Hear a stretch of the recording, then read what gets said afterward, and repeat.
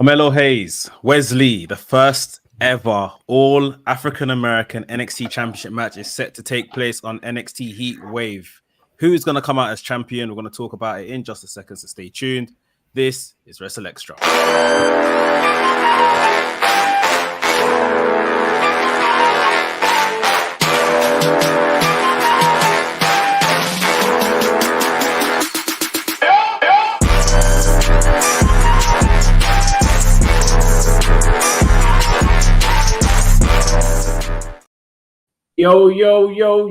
Yo. This is WrstlXtra. I'm your boy, A Dazzle, the Black Wrestling Advocate, always joined by my trios team, Mex, the WrestleManiac, if you will. Yeah. And of course, the wise man, the professor that is Gerard Bonner. I get to be the wise man. I'm liking this. Of course, the special counsel. As we know, as Mex did say at the top of the show, it is the first ever All-African American Championship match for the NXT Championship between Wesley, the former and longest reigning NXT North American champion, against the current NXT champion, Carmelo Hayes. The one thing I dislike about this show being on a Tuesday is that it's right before NXT and we can't talk about anything on NXT straight after. For sure. Because the promo and the lead up to what we're about to get tonight, what happened on last week's show, was phenomenal.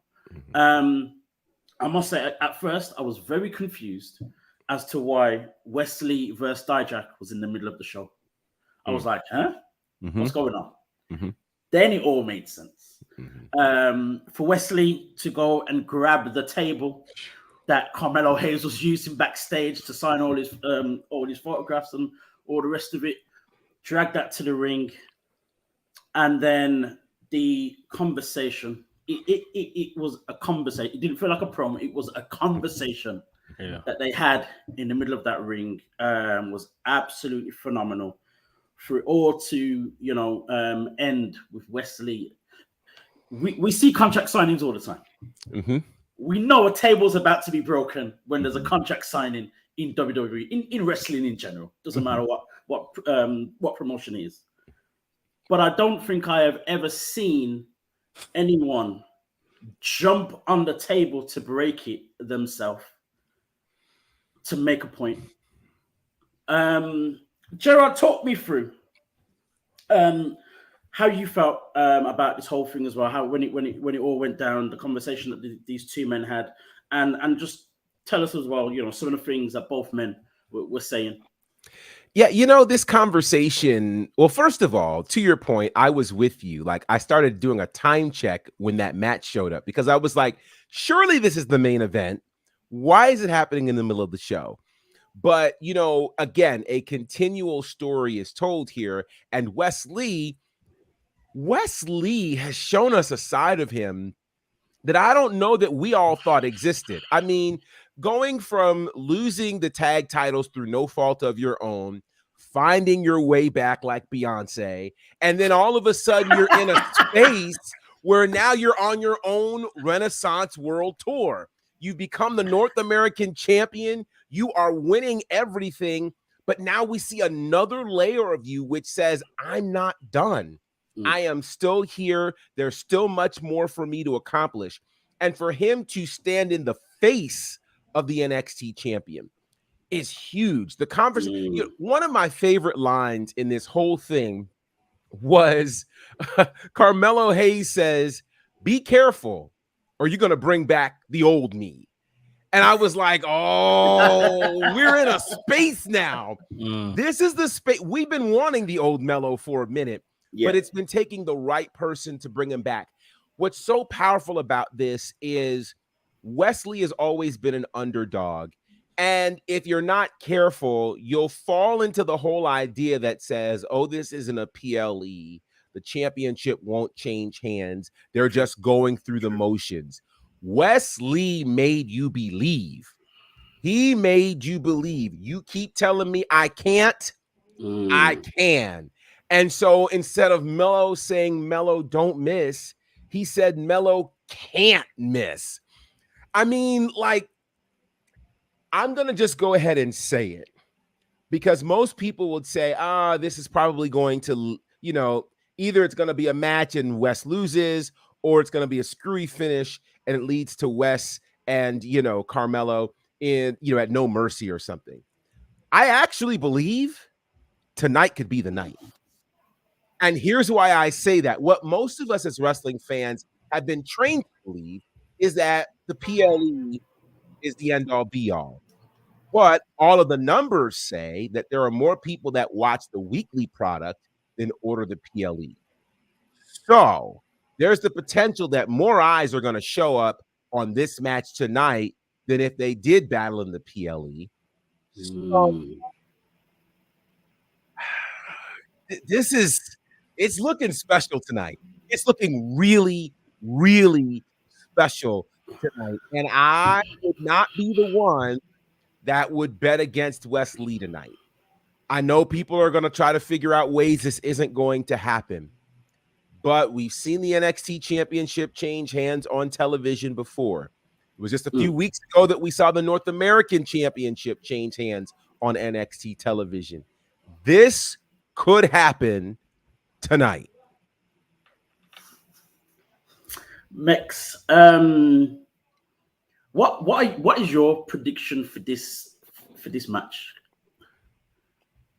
Carmelo Hayes retains. Next point, next topic. Wow. Wow. I'm joking. Wow. I'm joking. No, wow. Listen. Gerard raised a lot of good points. Like, listen, we can't be here waiting for PLEs because we saw Dominic Mysterio just come and collect, this belt from Wesley a matter of weeks ago. So yeah, I think the PLE thing is out the window. Most of us are seeing that, Carmelo Hayes, there could be one eye on the main roster as well. So how they're gonna wait to do that, or how they're gonna do that could be a thing. I've been enjoying Wesley's character more so than Carmelo Hayes's, baby face, kissing babies, signing autographs and all that kind of stuff. And like yourselves, that the promo, from Wesley, just no nonsense. I'm taking your table and bringing that out, and we're going to sign, this contract on your table right now. And yeah, it kind of, Carmelo Hayes was trying to contain himself and be the quote unquote champion sort of thing. Right. Maybe we see Carmelo tonight kind of go to a dark-ish place to kind of, do what he has to do to retain, because Wesley's really bringing the heat. That could be a way they do it so that it's almost still kind of putting over Wesley. I will go with Carmelo Hayes to retain. I don't think it's as cut as dry, though, as obviously I joked around and made it seem. I think there is a lot that, I wouldn't be surprised if Wesley won here. I'm almost saying, momentum-wise, Wesley probably should win here.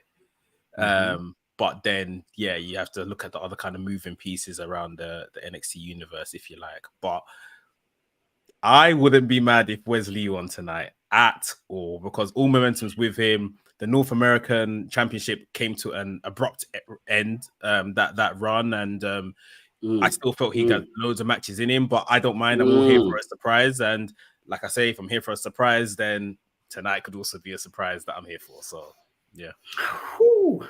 I as I always say, I love it when no match is predictable. When a match isn't predictable, it can go either way. There's nothing to say it has to go that way. It's definitely going that way. There are so many factors in this.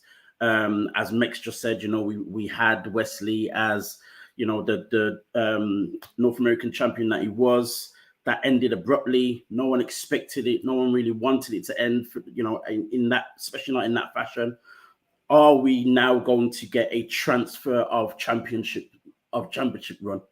Is that what Shawn Michaels is thinking in the back? Or are we going to, keep the momentum on Carmelo Hayes a little bit longer. Is that to go through Dragunov in order to retain? Does it seem weird that he now loses to Wesley? Here's why it doesn't seem weird. Go for it. Because this is also the first title defense without a certain Trick Williams in his corner. And to me, we think about stories. The story here, if Wesley wins, the story now is Trick was never the sidekick. Trick was necessary, and Carmelo can't win without Trick. He's never won a title without Trick. So this gets very interesting. Obviously, you've got Trick on the card as well. And so whether Trick wins his match or not, the lack of a presence of Trick Williams in the corner of Carmelo Hayes tonight, it's going to be a factor. It's going to be a factor. I was just thinking about this, and yeah, you're correct. However, Trick never, played like any kind. Even when they were heels, he never really did anything that was consequential. And then like Carmelo pinned somebody. But obviously, you see him there as like a motivator and all of them kind of things. Except for at least the Great American Bash. Who's where he against Dragunov, where he put the belt up so that Dragunov hits the belt. But even that wasn't on purpose. It may not have, but it happened. Okay, cool. And but I mean, genuinely, he's there as a motivator more than anything. We've seen him telling Melo get up, like and all that kind of stuff. What I'm thinking, maybe it's another arm to this entire story, like we're saying. What if we saw Dragunov lose to Trick on the night and Wesley wins, and it's almost there's a power shift within their friendship? Yes, as we go down the line in NXT, Trick becomes him. Yes, and Carmelo almost needs to now reignite the friendship, but Trick's on a trajectory, and Carmelo has to play that second fiddle role, if you like. You are with me, sir. That would be interesting. So then we're saying if it was a thing where Carmelo Hayes loses, it's not him going straight to the main roster. Not necessarily. There will still be a few weeks, possibly, of him trying to. Interesting. Because at some point, we're gonna get Trick versus Melo. At some point, it has to happen before. Even and I think this is one of those ways to get it to happen in a very organic way. One thing I'll say that I obviously they what has it been like 2 weeks since or 3 weeks since they said they'll kind of go their separate ways or something like that. I would have still liked to have them in. Occasionally they bump into each other backstage. How you doing? Blah blah blah. I feel like they've kind of made it a bit of a hard split right now, even though it's amicable. But if it was something where they kind of still checking up on each other, oh yeah, I saw your match, you're good, blah blah blah, then it leaves space for them to come back together, or come back together in this way that they might eventually face each other. I mean, there hasn't been any tension, so that could still happen on any given show. But yeah, right now it's like they said they're just going to kind of do their separate things, but we haven't seen them at all together. Something interesting they could possibly do tonight, very early on in the show, is have them two backstage talking. Probably, a little bit pep talk between the two of them, good luck in your match, all of that kind of stuff. So, there's still space for that as well. But this new idea has got me thinking here, there, and everywhere. I don't even know where I'm going with this whole show now. Because, I'm a mess. They definitely need to do that, because I think, especially if Carmelo's not going to move straight to main, they still need to be plotting. It's kind of like we see on the main roster now with Finn and McDonough. It's just subtle things that we now know it's established. These guys are friends.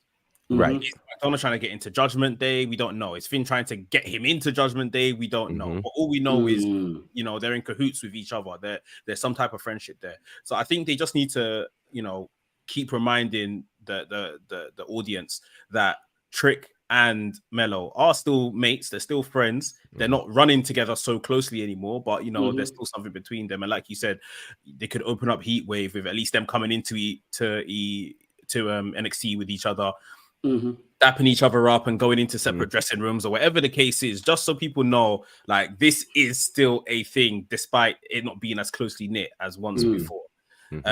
But then, yeah, of course, like we're saying with Wesley, if he gets a win, I think if Trick beats Dragunov, yeah, yo, it's gonna be crazy tonight. Yeah, it's a problem. It's a problem, and you know, this whole thing, the dynamics of both matches, is definitely enough for me to try and attempt to stay awake to watch this whole thing live. Attempt. Yeah. We'll see. It definitely will be first thing in the morning if I don't watch it live. So that's interesting. So, kind of keeping within the same, within the same ideas of everything that's going on. This whole idea of the possibility of Carmelo Hayes maybe very close to moving to the main roster. We've seen now the Street Profits have had their first match since their changing attitude and look, and Dawkins has got a trim. He definitely looks like a pasta now. Definitely. We've seen them in a match now, and they're a little bit more aggressive and all the rest of it. There has been talk of them possibly facing the New Day. So the New Day mentioned them last week on Raw, not yesterday's Raw. Last week on Raw, the Street Profits obviously had their match, and then I think it was on SmackDown Lowdown. Caleb Braxton spoke to Angelo Dawkins and Montez Ford, and Montez Ford simply said, why the New Day got our names in their mouths, why they're talking about us and all the rest of it. Joe, how possible do you think that this could happen with New Day versus the Street Profits when both teams are on separate shows? Funny you should mention that, because as we speak, there is this inter-promotional, inter-brand battle that's happening right now between The Miz and LA Knight. Yeah, that we really didn't get an explanation for, unless maybe, because LA Knight won the SummerSlam Battle Royal, he gets to head over to wherever he wants. I think certainly New Day is tenured enough to be able to go wherever they want. And I think with there being the idea of them throwing pot shots at each other from across brands, at some point, I think we put these guys in a match, which means obviously would have to happen at a PLE, which just makes the most sense. But I think it's a good thing. The New Day is really trying to reestablish themselves as a great tag team. They both had a lot of time off, and so now being viewed as a tag team again is important. So their win last night was big. Their win these last couple of weeks have been big. A big win, I think, for the Street Profits against the OC this past week. And I think there's a great trajectory for two of the great tag teams historically in this company. So I definitely think it can happen. The question is where, and I don't know how long they let this ride. I don't think it happens as soon as Payback, but I don't know. I don't know if they want to ride this out till Survivor Series or some pay-per-view in between. I think Extreme Rules is coming too. So it might be, that one that we might have this happen at. But I definitely think it's going to happen, and it's a good thing. It's a very good thing. So, Gerard asked the question, where, when? Mex, I'm asking you the question. Do we need this? I mean, no, but I don't think the New Day will have an issue putting over the Street Profits, kind of passing the baton and making them, the next team within the company. Big up Stephanie Hardy here in the chat. She said New Day versus newly rewired Street Profits for #1 contendership would be amazing. If they done some type of cross-brand tag tournament, because all of a sudden the champions are back on the show. So Viking Raiders, Alpha Academy, Imperium, Street Profits. There's a number of teams that can now kind of vie for this title again, and the title is basically red and blue anyway. So exactly. They could run something like this quite easily. My wider issue is still with New Day, like we mentioned last week.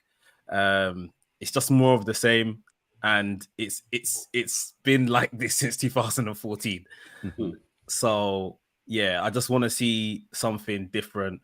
But yeah, I don't have a particular issue with the match of the two of them, even though we don't need it. Yeah, I don't think it's a case of whether we need it. It wasn't something that we were thinking about when we were getting excited about this whole new thing with the Street Profits and Bobby Lashley. We weren't then thinking, oh, they could face the New Day. We never thought that. But at the same time, as you said, next, and this is something I thought of as well, is the tag team championships are basically cross-brand as it is. They definitely need to address that issue now that they have done that with every other title apart from this one. And it would just make sense. And as much as there are a good amount of teams on both brands, for me, it would still make a lot of sense for that championship to be a cross-brand thing as well. I believe the women's tag team championship is the same as well. So let's just make it a tag team thing to do, cross-brand, and it will just make sense. So that'd be interesting. Going back a little bit, back to the likes of Carmelo and a Trick Williams. There is still this, for me, there's still some level of emptiness with this group with Bobby Lashley and the Street Profits.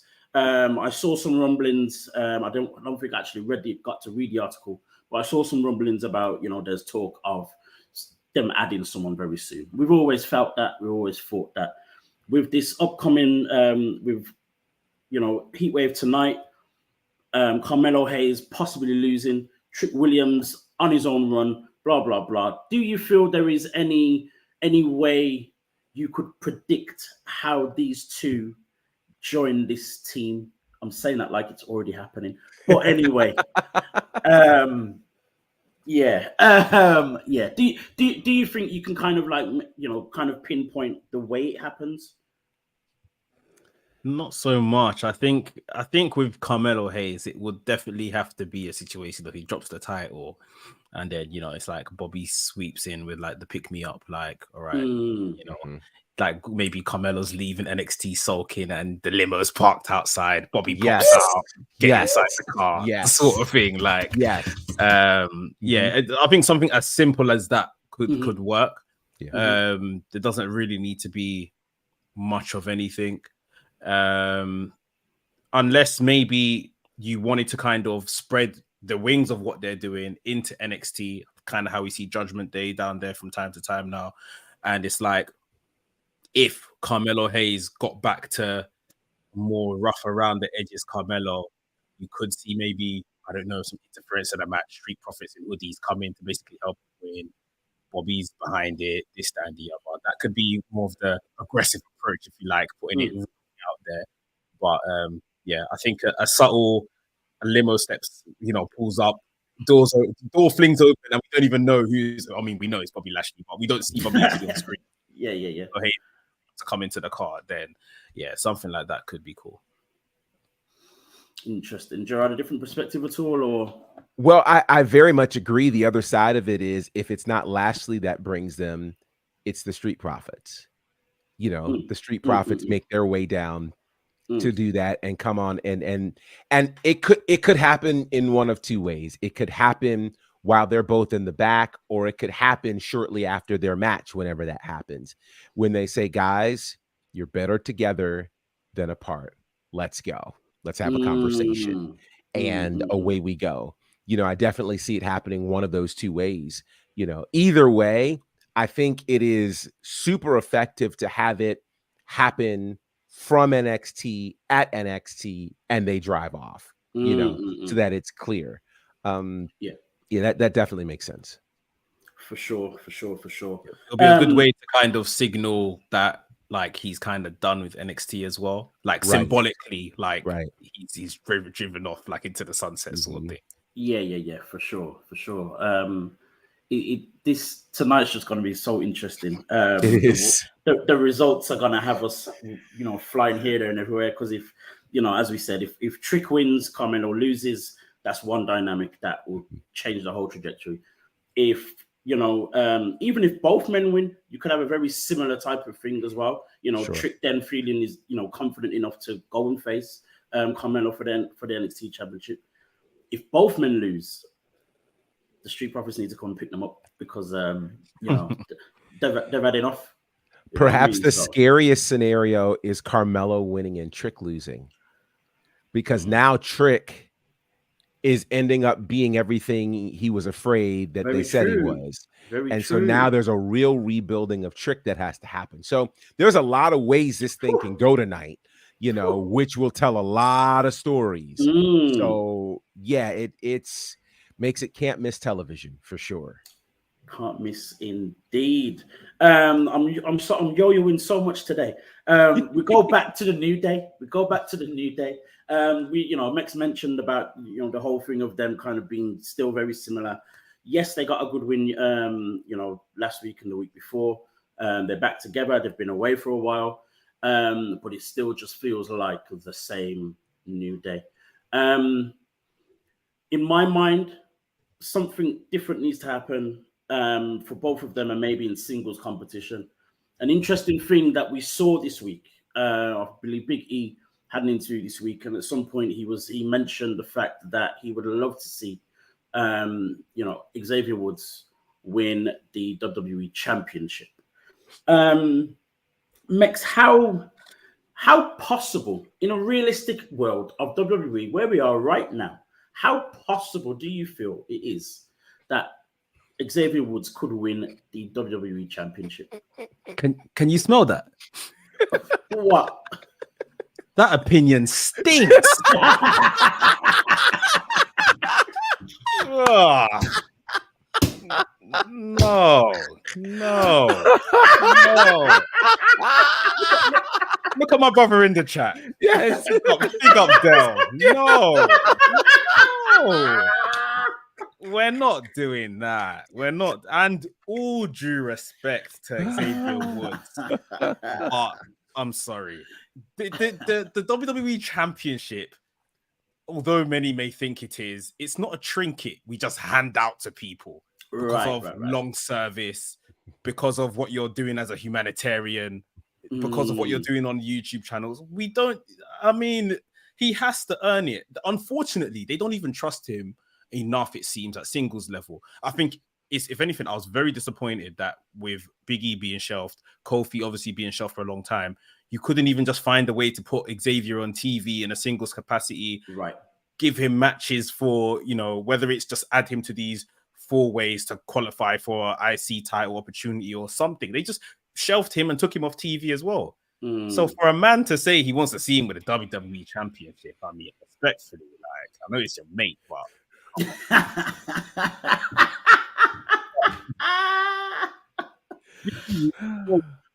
but he needs to kind of rebuild himself. We want to see him. He's someone that we want to see rightfully as a champion again once he kind of rebuilds himself and is able to come back possibly. But Xavier Woods, not by his own fault, he's just so far away from it right now. Like we can't put him and that title after what Roman is doing with that title. I'm sorry, man. I have an interesting thought, though. Go for it. And that is this. We may have been missing the writing on the wall that has been in front of our face the entire time. What if the answer to Mex's question is not Trick and Melo, but it's the New Day? As in joining the Street Profits and Bobby Lashley. This could end up being kind of that moment that the Street Profits and Lashley have that conversation and say, guys, you've been doing the same thing for 10 years. And where has it gotten you? Then they run through Kofi's title run. They run through Big E's title run. They run through the King of the Ring and how that got botched. They run through the only singles title opportunity that has been had for Xavier, and he lost that. And where have you been? You need the support. You've done all these things by yourself. Come with us. You become champions. You get respect the way that you deserve to get. It can happen. And I think this sounds like join Death Row. Listen. Come to Death Row. Put these guys in suits. Take them out of the gaming thing. Make them serious cats. And let the four of them with Lashley run roughshod over all WWE. I hear it. This could be the way. We might not have to worry about Melo and Trick. You do this is a whole new leaf, a whole new life, a whole new everything for the New Day. Talk about a new day. He can almost have like Street Profits as his extension on SmackDown. And New Day is his extension on Raw, sort of. Yes. Like, and he's just like the puppet master in between. In all of it. And then, I mean, you could theoretically Trick and Melo in NXT. He's running all of WWE. I'm telling you. It's a master plan. Oh, wow. Yeah. It's a master plan. Mm-hmm. Speaking of Death Row, I'm sure Bobby Lashley probably say, like, you know, you won't have MVP in your matches. You know, like Diddy in your videos. Yes. Dancing in the background. Just looming. Mm-hmm. Wow. The whole time you're saying this, you know, as much as we have been saying about this whole thing of the New Day doing the same thing over and over and over again, or being the same guys for, you know, however many years it's been now, it's so difficult to imagine them differently. It is very difficult to imagine them being very serious in the suits, all that kind of stuff, in the way that the Street Profits are now. The Street Profits always kind of had an edge to them. Yes, there was some silliness, and yes, they would joke, and yes, at one point, you know, when Vince was still in charge and they first came to Raw, they were literally doing like all the promos in between and announcing the show and all that kind of stuff. But there was still some aggression to them. So to see them how they are now isn't difficult. Whereas with the New Day, it's difficult to imagine. It needs to be but it needs to be well motivated. Like, obviously, they've come together. They've come back together now on TV. A losing streak. Maybe the ideal time for something like this was when they lost their amount of days tag team reign to the Usos, right? And then something should have happened then. Like, something needs to motivate. Like, why Bobby Lashley or whomsoever feels they need to step in and have a word with these guys. Like, even if it was a case where, you know, you don't have to have them in it, because obviously it's two tag teams we're talking about within the same faction. If you had more like Kofi go over to SmackDown and chase the United States Championship, and then eventually we get the IC title on Xavier Woods. So they're kind of dominating it in those spaces, as opposed to, and leave the tag team thing for Street Profits still. Like, I just feel, I understand all the ambassador work and the merch and everything that they must do for the company, but you know, it is becoming tiresome for me just to kind of see the exact same thing. They haven't even changed the Titron. It's still the little like Mario looking game thing. Like, just change something, please. Like, the only thing that's changed is Xavier Woods' hair. Like, something else now at this point, like, just to kind of freshen up the act. Yeah. Interesting. I don't doubt that they could do it because they're both very good, you know, in their character work that they've done in the past. And, you know, at one point the New Day were heels, you know, so they've done that, and they definitely made that work. That was when it all kind of started coming together, when they were doing that. Right. So, you know, it's doable. It's very interesting. It would add a very different dynamic, going from, you know, shooting shots across the brand to the Street Profits to then be part of the same group. Interesting. The whole thing of two tag teams kind of does throw a bit of a spanner in the works, but at the same time, you know, there's no reason why, you know, either of those men, Xavier or Kofi, can't go, you know, and do a singles thing as well. So interesting. To go back to the question of Xavier Woods as WWE champion, I'm right there with you. Like, nah. I was just about in on the whole thing with Kofi becoming champion, but they made it work to a point where it became believable.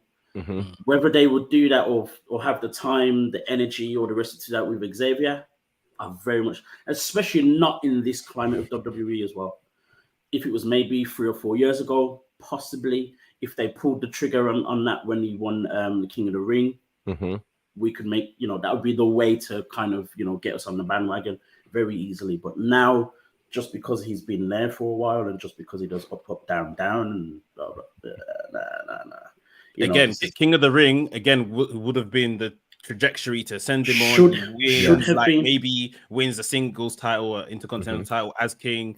His best bet right now is to win that title on Raw, the World Heavyweight Championship. Unfortunately, if he won that one, it will undoubtedly look like a second World Championship without booking and everything else around it. Like there has to be a lot, like you said, the fan swell that basically carried Kofi to that championship.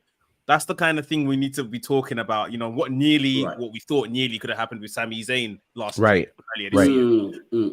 It has to be that kind of undoubted momentum that WWE even think about this. And to be honest, like we know once that, if that is all there, Xavier Woods he's a great wrestler. He's a great person that can carry the championship. I don't doubt he has any of these attributes. The question here is how we're getting from A, where he currently stands, to C, where it is the WWE championship. And I don't see the road. Yeah. I believe that's exactly what it is as well. It's just one of those things. It just has to make sense. And, you mentioned about him possibly beating Seth Rollins, or because there's no way he's beating Roman Reigns. That's just not happening. I don't care how much momentum there is, whatever we build up, blah blah blah. That's not happening. But there's that possibility of him winning the World Heavyweight Championship. But the one thing, the two people that we have seen win that championship before, Mark Henry and Booker T, and we've mentioned them being world champions, and people may put it on their Twitters and their Instagrams and blah blah blah. You always get the rebuttal of it was the secondary championship.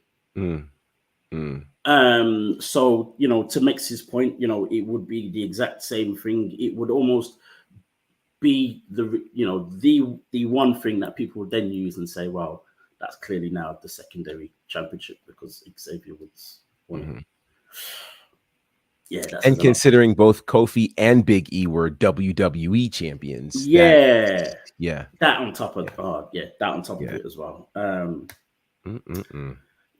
There's so much that needs to be done or worked out with the New Day right now, and let's hope they do something very quickly. The wins are great, but I think we just need something more to give us that life again, or the way we want to be behind them again. I guess more than anything else. Let's move our attentions away. Speaking of Big E, but now big things. We've got the biggest show in wrestling history, apparently, because of the ticket sales, is AEW's All In Wembley. Apparently now already, over 90,000 tickets sold, or people expected to be there, and all the rest of it. There is a lot to look forward to. But my question is to you, Gerard. What do we have to look forward to? I say we very specifically. Yes, there is a specific match. Specifically, I'm thinking about the casket match or the coffin match, rather, between Sting and Darby Allin and Swerve and AR Fox. And one of the great developments that happened this week, of course, last week on Dynamite. For those who follow the career of Sting, you saw a side of Sting you haven't seen in a very long time, that being Joker Sting, which I just went, this is great. And he said one thing to AR Fox, that you need to have eyes in the back of your head. And I think we all just thought, convention talk, nice to say. Nobody realized that the next night, Sting would show up in Atlanta at AR Fox's wrestling school. And for those who don't understand, his school is called WWA 4. We've talked about it here before on the show, and the many people that he's trained. One of the things that they've always done at that school, every Thursday night they run a show. And they run that show for an audience, of whoever decides to show up, sell tickets, all that type of thing. It gives those folks who are at the school an opportunity to wrestle and work in front of an audience to see how all that they're learning is working. So nobody in their wildest dreams at an indie show like this expects Sting to show up. Sting and Darby Allin show up. They put the boots to AR Fox. They hit him with a coffin drop. They get booed out of the building, which is another moment where you're going, wow. And the thing that was just so incredible to me is look at how invested Sting, Darby Allin, and AEW happen to be in this match. I can't tell you the last time Sting showed up at an indie show. And he's Sting. He doesn't have to show up at an. You just say his name, you know, and he appears. Joe Hendry. Sorry. Sting, right? Sting, right? He's that guy. And so he doesn't need to do these kinds of things. Sting went so far as to take the fan video and repost it on his Twitter feed. Excuse me, X feed, whatever. Sting doesn't have to do this. That says a lot about what they think of AR Fox and Swerve. And so for me, all of this, not that it wasn't a marquee match before, but it certainly makes it a marquee match that we want to pay attention to, because nobody else had to go onto the indies to build a story and build their match for this huge event in Wembley that already has over 80,000 tickets sold, right? So this is not even about selling tickets. It's obviously about, let me go ahead and build this pay-per-view market, but also show that this match is important. And so I think this is one of those matches we need to be paying attention to, because if they've put Swerve and Fox in there with the legend and Hall of Famer that is Sting, and Sting showing up at Fox's school, oh yeah, this is going to be special. Here's a question. You said that Sting, Darby Allin, and AEW are so invested in this match. I saw that Darby Allin was being interviewed, and he's mentioned the fact that the TNT title seems to have not be as important as it used to be, and that's why he wants to win it and kind of bring it back. And there was a level of frustration in the company, whether he was doing, whether this was a shoot interview, whether this was kind of a little bit in character, whatever it is. I believe he believes what he was saying as well at the same time. So here's a question. Do you think that with Sting and Darby Allin turning up at WWA 4, that it was their idea to push that and not necessarily AEW's idea to push it? It feels to me, because it's Darby Allin, he's got the respect and the influence that he has, Sting being Sting, whoever's come up with the idea, they've had to push that to make it happen and be on AEW TV. It's probably just a case of, Tony, if we do this angle, shoot it well, can it appear on TV, or can we use it as part of the story? We heard of how kind of loose AEW are with booking, and you can bring ideas to the table and stuff like that. And again, this is one of the things I love about AEW, or being able to have that relationship with people in the industry. Like similarly, we're seeing right now on SmackDown, Jey Uso's left WWE. Jey Uso should show up on whatever they can manage. So like Booker T, is it Reality of Wrestling? Yes. Put Jey Uso there, like he let him, those little kind of things that they have some type of control on, because this is still WWE. Send him to these places. This is where they failed the first time with CM Punk leaving with the championship. Like, make us really think this guy has left. And we've almost seen that. And for those that I'm looking forward to this casket match at at All In. Now we've seen raw footage on the internet of these men turning up to AR Fox's show, beating him up, in line with how AR Fox and Swerve turned up to the Wayne Academy and beat these guys up. It's real. Like it makes it feel real. There's real heat now. We've seen bloodshed in one academy. We've seen one guy get absolutely beaten up in another show. With Sting, like Gerard said, the importance of Sting coming to an indie. Like that's what? You probably pay $5, $10 to enter a show and just think it's my regular Thursday night wrestling. Right. And watch this. and Sting and Darby Allin, like Sting is like a massive TV, star when it comes to wrestling. You see what I mean? So like, yeah, they've put some real energy, some real heat behind this match. I can't wait for it. I cannot wait to see this. Yeah. What's brilliant about this as well is that it reminds me of the invasions that happened on some certain indie shows when AEW was starting. So Gerard was probably there when Chris Jericho and Kenny Omega turned up at Southern Honor Wrestling, and all that kind of stuff there. They came, here, there, and everywhere. But what's crazy about this one, we mentioned, it being a WWA 4, and they put on the show every single week and all that kind of stuff. At those shows, I can guarantee you there is no more than 50 people. Right. I can guarantee you there is no more than 50 people in that place. So for a man like Sting, even Darby Allin to turn up, those fans must have lost their absolute minds. Because I know I would have. That's just a different level. But it does what it does do. And again, them going to the Wayne Academy and all that kind of thing, this makes this whole thing feel so personal. Yes. I don't think there's any better way for them to have done any of this to make it feel as personal as it is. So the match itself is about to be crazy. And we already know what the likes of Swerve and AR Fox can do. We've seen that whole stuff that they did in Lucha Underground. We've seen what Darby Allin can do. We've seen what Sting's willing to do, jump off ladders and scaffolding and all this kind of stuff and ledges and whatever else. So this one should be very, very interesting indeed. Those fans are real ones, though. For them to be here booing Sting and Darby Allin, they're down for AR Fox. That tells you everything. Yes, that tells you everything.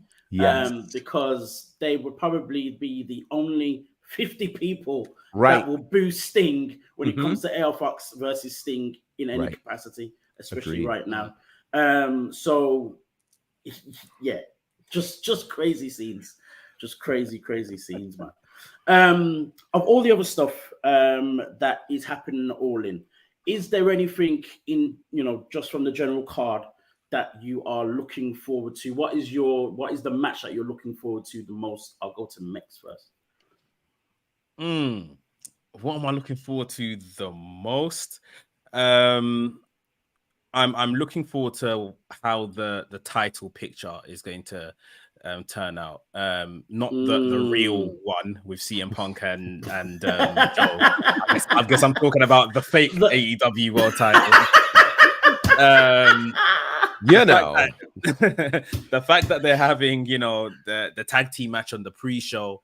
There's definitely some seeds going to be planted there. These guys are either going to win that title, or maybe someone's going to get injured, and that injury is going to play out in the main event of the actual main show.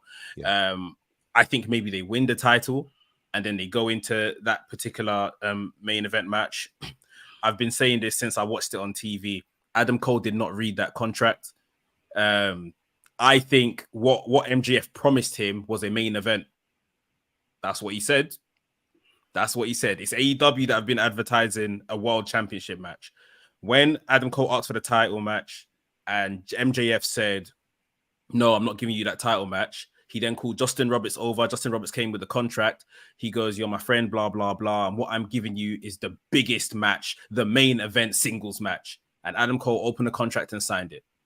Nothing was verbally said about a world championship being involved. So I think what's going to happen is Adam Cole wins on the night. And then MJF turns around in MJF style, like, no, you don't get the title, though. I keep that. And then obviously there's tension between the two, but at the same time, they're now Ring of Honor World Tag Team Champions. So this has been my feeling from the beginning. You know what's very interesting? I'm thinking back, because I only watched it a few hours ago. I'm thinking back to the conversation that they had in the ring. I believe it was on Dynamite. And MJF was talking about how, he said a massive win in London or in front of the biggest crowd is important, blah, blah, blah. He never said anything about retaining my world championship.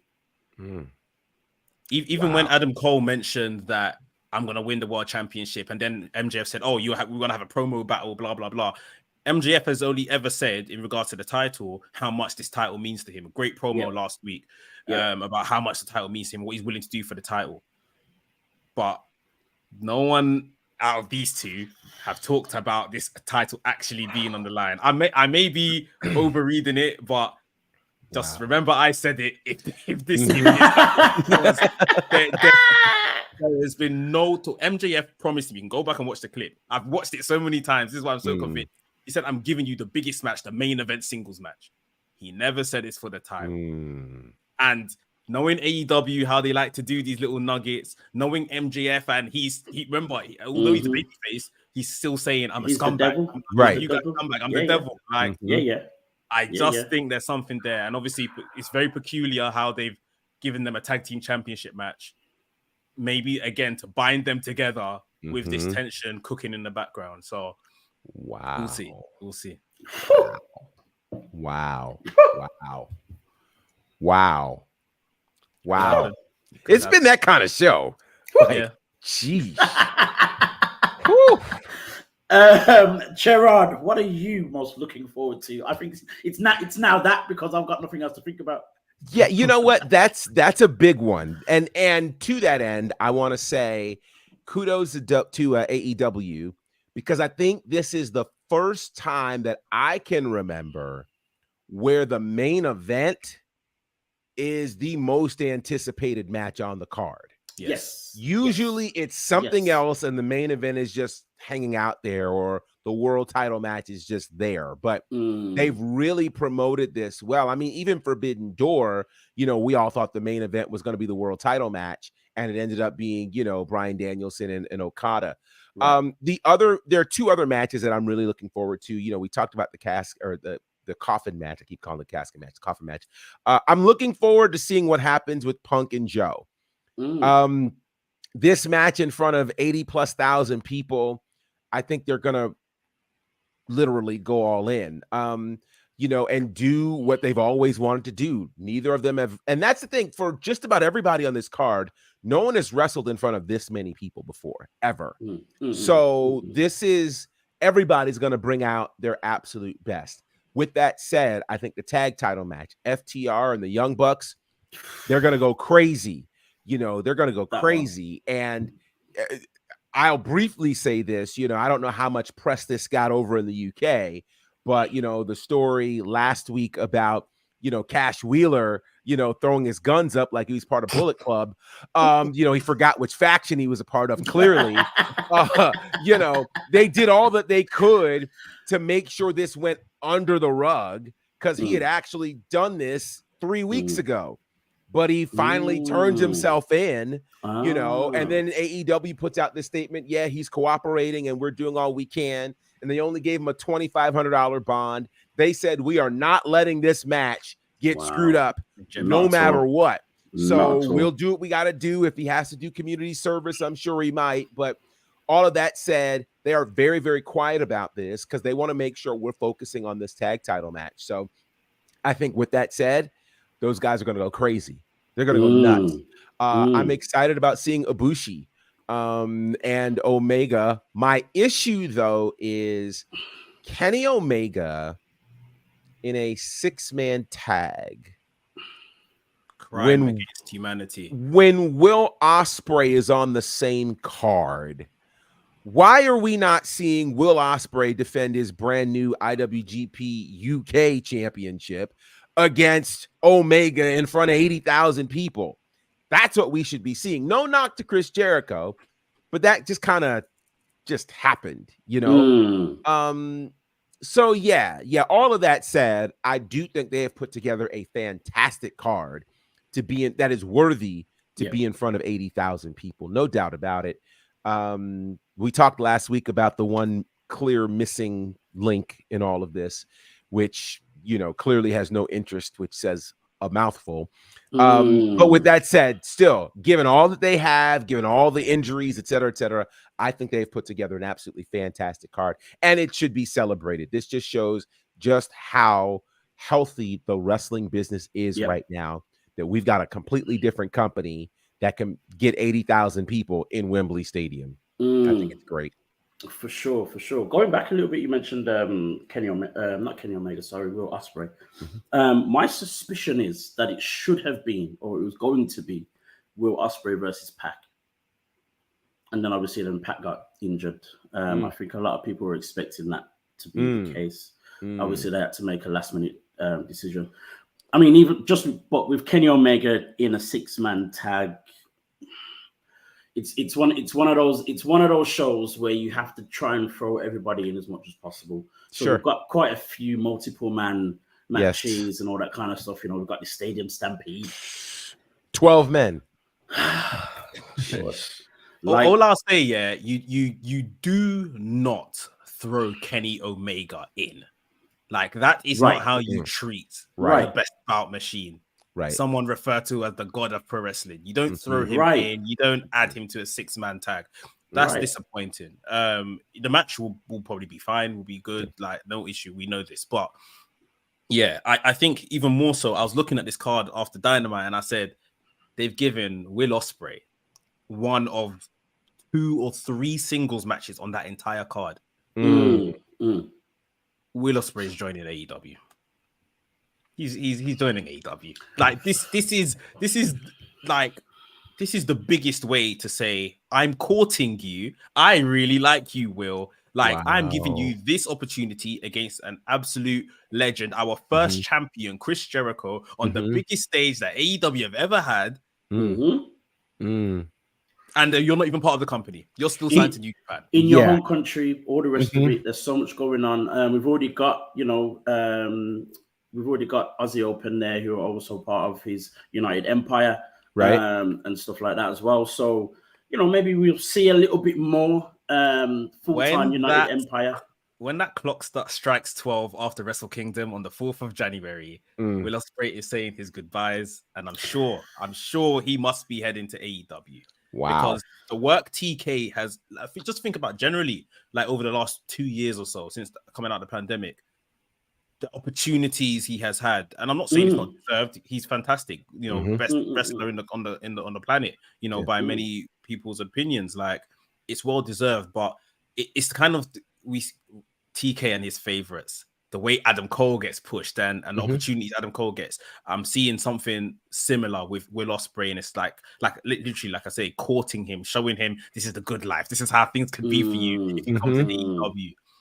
Like I say, it's only him and Jericho, the world title match, and then Punk and Joe. And without doubt, Punk would have demanded a singles match on So it just shows the company he's keeping, and he's not even signed to the company. Wow. I think you may have to change the title of this show to Come to Death Row. Everyone, love that. Everyone is on Come to Death Row. Come over here. I've got something for you. Yes. You know what I mean? It's going down today. Today's a crazy one. But yeah, I believe it's something very similar. Obviously, it's been there for a while, but Ospreay's on the contract, he other places, and he's still trying to work it out. And he has said, only a few months ago, he was rethinking about his whole wrestling career in general because of certain things he can't do as much anymore, and he has to maybe change his style. And that gets you thinking about in all sorts of ways, not just your wrestling style, but your whole future in wrestling in general. Yeah. So yeah, it's interesting. It is going for me. The one thing I'm most excited about is literally just the aftermath after the show. What it does to wrestling in general, what it does to AEW in general, what it might do for All Out, which is like a week. Is it a week or 2 weeks after? Literally 1 week, 7 days. Next weekend. Unbelievable. Sunday. How? Well, you know what? I think we've got here. I try to think, are they giving like Dynamite All In on like a majority basis, and then like Collision All Out? I don't know. I think what we're going to be left with is like 2, I dare say, mediocre cards on paper. On the night, I don't doubt that these people will deliver, but like I feel like it's giving us kind of 2 mediocre cards because we need to kind of tell stories and appease this crowd, this audience, and then tell stories and appease these guys over here. And at the same time, because they're 2 back-to-back weeks, and I don't know in the US how if they have sorted out like a pay-per-view deal for both of them. They have not. They've not So done they that expect at all. you to buy 2 They separate expect you to pay-per-views. buy 2 separate pay-per-views at the same So- time. So yeah, they have to That's kind of mad. they kind It of have is. to make both shows good without taking away from each other and then repeating the same thing 2 weeks in a row. It's very crazy the position they put themselves in. But yeah, It is crazy, and considering here we are right now, less than 2 weeks away from All Out, and there's only been 2 matches announced: the TNT title, and then Miro and Powerhouse. yeah. Which, no offense to any of those 4 guys, but only one of those 4 guys is on All In. So, like, what kind of excitement do you build for this? And how do you build it with these guys literally coming back from the UK, going straight to Chicago?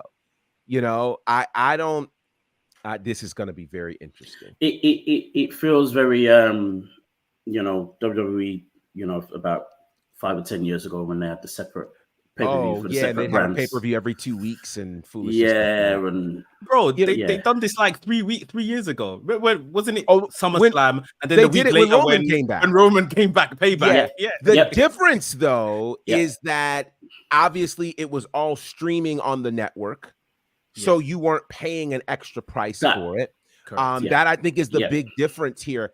How AEW will make it compelling enough for people to go, okay, 80,000 people sells itself. But why then would I turn around and take the same $50, an additional $50, and drop it on a card that you can't make me believe is as big as All In? Like, and then for me, if I'm a wrestler, I'm still trying to figure this out. And maybe I'm saying too much, but I'm trying to figure out how you make me feel important after I'm not included on the London show. But then, I get this All Out show, this nice little 16,000 show. You can't tell me after performing from the 80,000, I missed that, but I get the 16,000. With 1 week's build, or less With than a 1 week's build, and you can't guarantee me that the world champion, the real world champion, or any other world champion is going to be a part of this card. Because the thing you told me about is for the TNT title with a guy we're not even sure who the champion is. Is it the dinosaur or his manager? Who is it? Right? So it's that. It's that. I don't know how you do this. So we're in for a very interesting week of wrestling because I have no idea how AEW builds this in a way that sparks interest in All Out after I just shell $50 out for All In. $100. $100 2 weeks on wrestling is in mad. 7 days. Yeah, that's mad. 7 days. That's these guys that watch wrestling, they better hope that their wives aren't looking at their bank statements already. Because I would have words with you. Like, what are you here? Listen. For what? 7 days. Imagine she sees your statement and she sees $100 for AEW, and then she sees that second show and sees a dinosaur and a manager. Yeah. And then didn't get a date that week. What? Doesn't work. And even with the names of the pay-per-views, it's going to look like you bought the same show twice. Right. All in, all out. All in, all out. What are we doing? Oh my word. Oh man. That is tough when you think as well. Like, obviously you've got the network and it's like what? Still $9.99 now. Yeah, and some place $4.99 over here, you know, like $5 for the month. Show me as many shows as you want. Nobody's getting mad about that. Wow. Yeah. $50. Whoa. $50. That's mad. Whoa. It's heavy, man. That's crazy. That's heavy. Crazy. Gosh, with that said, this is WrstlXtra. You're watching for free on YouTube. Yes. But if you feel like dropping money, by all means. Not for long. App, We're gonna put this show behind the paywall soon. There it is. There it is. On that note, make sure you subscribe and click the notification button before we do that. Yes. You get to watch the show you've been watching on the WrestleManiac UK YouTube channel. Again, don't forget to like and subscribe to the WrestleManiac UK YouTube channel so you can see this guy Mex when he puts up all his videos and reactions to WWE, AEW, and everything in between. You can also find Mex and our great friend Delboy, who was very active in the comments today. Yes. On the Wrestling's channel with the rest of the boys at Wrestling's as well. You can find Mex on Instagram at WrestleManiac UK and on X. I almost said Twitter, but it's X. WrestleManiac.uk, whichever one. I think you can still type into it and it will come up. You anyway, can. so don't worry about it. You can find this guy Gerard Bonner on all things Bonafide, also on the Faction Show, the Nightmare Factory, Southern Honor Wrestling, WWT Live, Battle Slam, and wherever else he decides to turn up. He might be On the preaching Death Row roster. Death Row. Come to Death Row.